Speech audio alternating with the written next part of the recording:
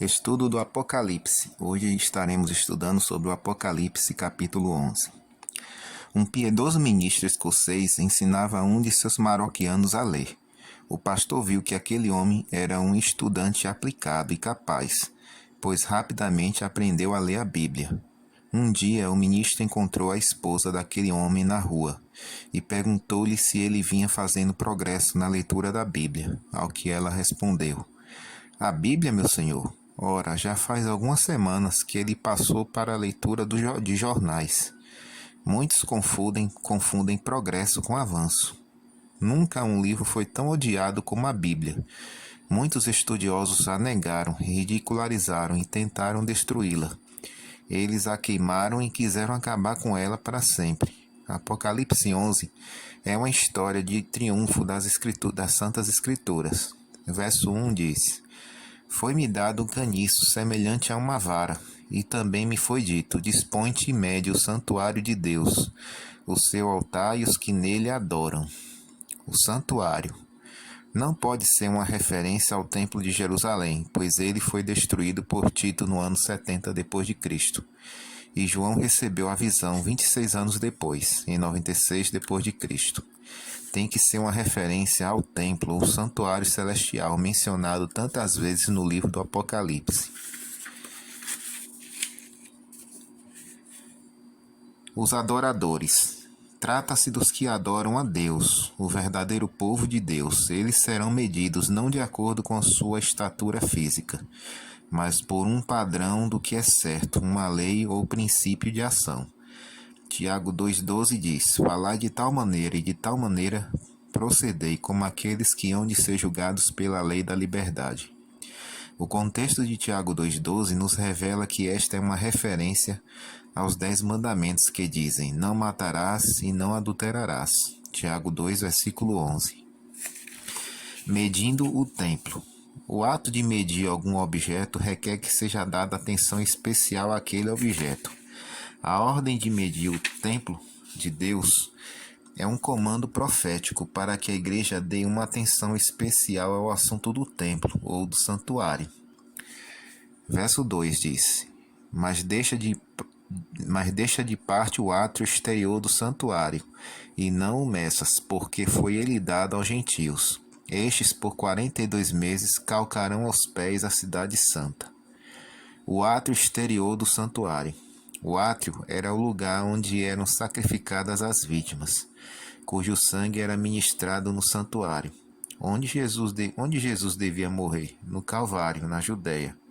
Isso foi na terra. Somos agora direcionados para uma série de eventos da terra. Um mês na Bíblia tem 30 dias. O livro de Gênesis nos conta que o dilúvio veio no 7º dia do 2º mês. Gênesis 7, versículo 11. A água baixou no 17º dia do 7º mês. Isso está em Gênesis 8, versículo 4.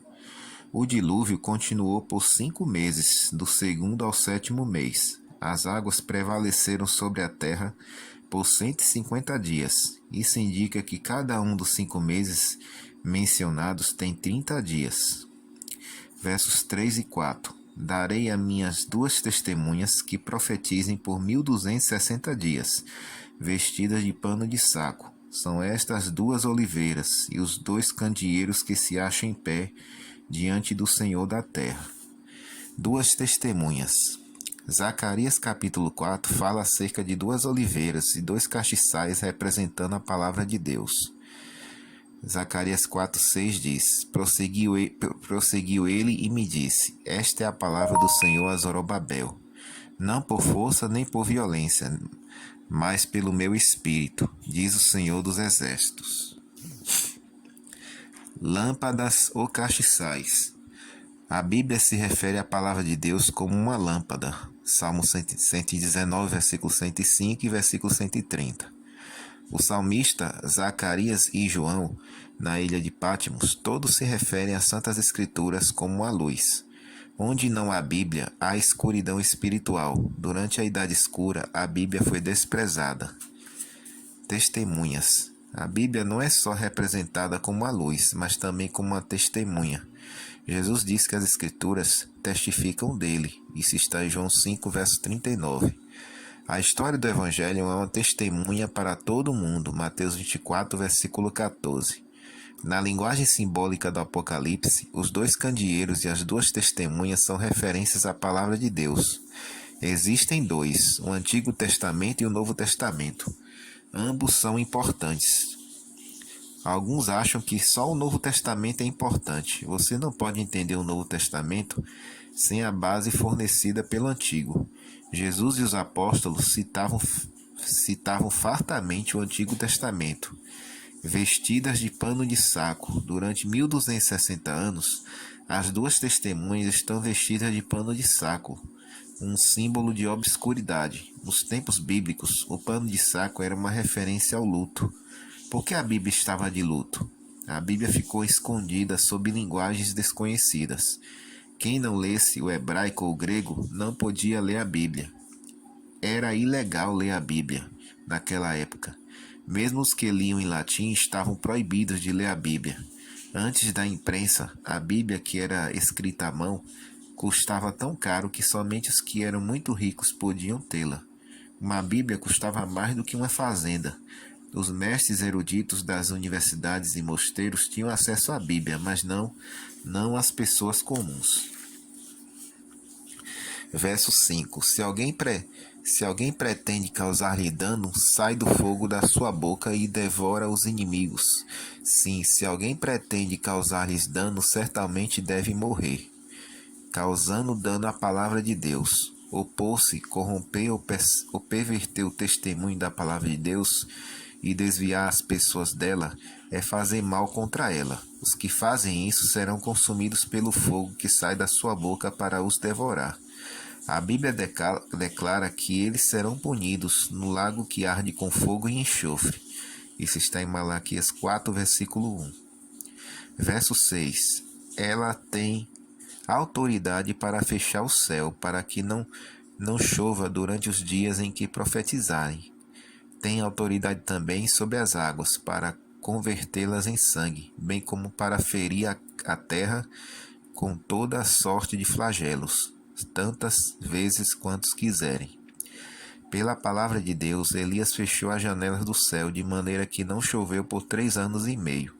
Pela palavra do Senhor, Moisés transformou em sangue as águas do Egito. Assim como esses julgamentos registrados em seus testemunhos foram cumpridos, assim também as ameaças e os julgamentos pronunciados contra qualquer pessoa certamente serão cumpridos. Quantas vezes quiserem, tantas quantas forem as vezes que os julgamentos foram registrados, tanto serão as vezes que eles se cumprirão. O mundo ainda não experimentou as 7 pragas como um exemplo disso. Versículo 7. Quando tiverem então concluído o testemunho que devem dar, a besta que surge do abismo pelejará contra elas e as vencerá e matará. Quando acabarem o seu testemunho, isto se refere ao testemunho feito em panos de saco. Esse testemunho em pano de saco terminou no fim dos 1260 anos, em 1798. O livro de Mateus diz que esse período de perseguição seria abreviado. Mateus 24, versículo 22. Estamos olhando para um tempo imediatamente anterior a 1798. A besta. Na profecia, besta se refere a um reino ou um poder. Isso está em Daniel 7, versículos 17 e 23. Vemos aqui um reino ou poder que faria guerra contra a Bíblia, logo antes de 1798. O abismo. O abismo é um poder ateu, sem nenhum alicerce. Ele representa a anarquia e confusão de doutrinas que não têm qualquer base. Olhamos para as páginas da história e encontramos que em 10 de novembro de 1793, Bíblias foram juntadas em Paris, amarradas à cauda de um jumento e arrastadas pelas ruas da cidade. Naquele dia, Bíblias foram empilhadas e queimadas enquanto as pessoas gritavam: "Viva a República da França!". Quem fosse encontrado com uma Bíblia em casa era condenado à morte. A França estava dominada com o que chamaram de filosofias do Iluminismo, ensinadas por Jacques Rousseau e François Voltaire. Voltaire disse que o terremoto de Lisboa em 1755 mostrou que Deus não se importa conosco e que era melhor cuidarmos de nós mesmos. Ele rejeitou a inspiração da Bíblia e disse que a razão humana era muito superior ao cristianismo. Ele detestava de maneira especial o Antigo Testamento, dizendo que ele reduz os humanos a selvagens e embrutecidos. Outro membro da Assembleia Nacional Francesa foi Thomas Paine, que escreveu um livro chamado A Idade da Razão. Ele disse: "Detesto vigorosamente o Antigo Testamento." Versículo 8: "E o seu cadáver ficará estirado na praça da grande cidade, que espiritualmente se chama Sodoma e Egito, onde também o seu Senhor foi crucificado." Sodoma e Egito espirituais. Foi no Egito que Faraó mostrou seu ateísmo, dizendo: "Quem é o Senhor para que eu lhe ouça a sua voz e deixe de ir a Israel? Não conheço o Senhor, nem tampouco deixarei ir a Israel." Qual era a característica de Sodoma? Licenciosidade. A França tinha esta característica? A fornicação foi estabelecida por lei durante o período citado, onde o seu Senhor foi crucificado. Há quem insista que isso deve significar Jerusalém, mas notamos que foi na Sodoma e no Egito espirituais, onde o nosso Senhor também foi crucificado. Jesus disse: "Em verdade vos digo que sempre que o fizeste a um destes meus pequeninos irmãos, a mim o fizeste." Espiritualmente, nosso Senhor foi crucificado outra vez nas ruas de Paris. A palavra de ordem dos franceses incrédulos era: "Acabem com o desgraçado", referindo-se a Jesus. Podemos encontrar ateus em muitos países do mundo, inclusive nos Estados Unidos, Canadá, os países da Europa e na América do Sul. Mas foi somente a França, como nação, que rejeitou a palavra de Deus e toda a sua população celebrou o evento.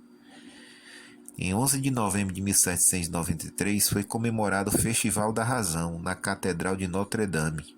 O que fora uma igreja cristã passou a ser um templo da razão, celebrada com prostituição e imoralidade. Naquela noite, 50.000 pessoas morreram nas ruas da França. O sangue correu livremente. Certamente nosso Senhor foi crucificado de novo pelo seu povo. Como a França fez guerra contra a Bíblia? Bíblias foram juntadas e queimadas. Igrejas e instituições religiosas foram fechadas. O sábado foi abolido e uma semana de 10 dias foi instituída. O batismo e a Santa Ceia foram abolidos. A existência de Deus foi negada. A morte foi declarada um sono perpétuo. A deusa da razão foi estabelecida na pessoa de uma vil prostituta, a qual passaram a adorar. Versículo 9 e 10 diz: "Então muitos dentre os povos, tribos, línguas e nações contemplam os cadáveres das duas testemunhas por 3 dias e meio e não permitem que esses cadáveres sejam sepultados. Os que habitam sobre a terra se alegram por causa deles, realizarão festas e enviarão presentes uns aos outros, porquanto esses dois profetas atormentaram os que moram sobre a terra." A luz se apagara. As pessoas estavam contentes com a escuridão. Elas não tinham que se preocupar com a Bíblia, suas leis e restrições. Uma empregada doméstica tinha sido chamada a atenção, pois não fizeram um bom serviço na limpeza e arrumação do quarto. Ela replicou: "Quando eu limpei o quarto, estava escuro e não pude ver a sujeira. Foi o sol que entrou pela janela e que criou o problema." A Bíblia era como o sol, mostrando a imundície na vida das pessoas. É por isso que muitos não gostavam da luz. A França se encheu de horror e terror, a ponto de aqueles que lutavam contra a Bíblia terem se atemorizado. A Revolução Francesa se notabilizou pelo ódio contra o cristianismo e por sua violência. Durante o sangrento reinado do terror dia após dia e por meses de 56 pessoas eram decapitadas por meio de um aparelho que contava com uma lâmina suspensa, recomendado pelo Dr. Guillotine, nome do qual o tal aparelho ficou conhecido. Versículo 11. Mas depois dos 3 dias e meio, um espírito de vida, vindo da parte de Deus, neles penetrou, e eles se ergueram sobre os pés, e aqueles que os viram sobreveio grande medo. Em 11 de novembro de 1793, a Bíblia foi abolida por meio de decreto. Em novembro de 1796, foi tomada uma resolução dando tolerância à Bíblia. Esta resolução não foi promulgada até junho de 1797, cumprindo à risca o período de 3 anos e meio. Versículo 12. E as duas testemunhas ouviram grande voz vinda do céu, dizendo-lhes: Subi para aqui. E subiram ao céu numa nuvem, e os seus inimigos as contemplavam. Para entendermos esta frase, temos que ver outras expressões similares na Bíblia. Falando da exaltação do rei Nabucodonosor, Daniel disse: Sua grandeza cresceu e chega até o céu. Daniel 4:22. A Sociedade Bíblica Britânica foi organizada em 1804 e a Sociedade Bíblica Americana em 1816. Essas sociedades, junto com as suas quase inumeráveis subsidiárias, estão espalhando a Bíblia por todas as partes. Antes de 1804, a Bíblia havia sido impressa e distribuída em 15 línguas. Em dezembro de 1942, já havia sido traduzida para 1.058 línguas e dialetos. Em um ano, a Sociedade Bíblica Britânica Estrangeira produziu uma cópia a cada 3 segundos, 24 horas por dia por um ano, ou seja, 22 cópias por minuto e 1.369 por hora. Elas foram enviadas para diferentes partes do mundo em 4.583 caixas pesando 490 toneladas. Essas Bíblias foram produzidas em 1.280 línguas. Essa é a nossa primeira parte do nosso estudo. Deus abençoe a todos.